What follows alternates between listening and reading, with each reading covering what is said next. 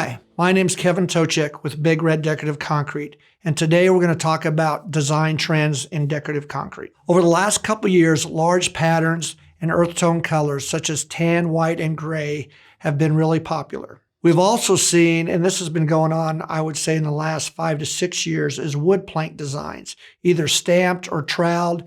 These offer a great alternative to a traditional wood plank floor. Metallic floors have been around for over 15 years and continue to still be a popular choice for our customers. Polished floors are still popular because of their durability and ease of maintenance. You see these floors in restaurants, big box stores, and even in residential homes. If you have any questions on current trends in the type of decorative concrete flooring out there, give us a call at Big Red Decorative Concrete.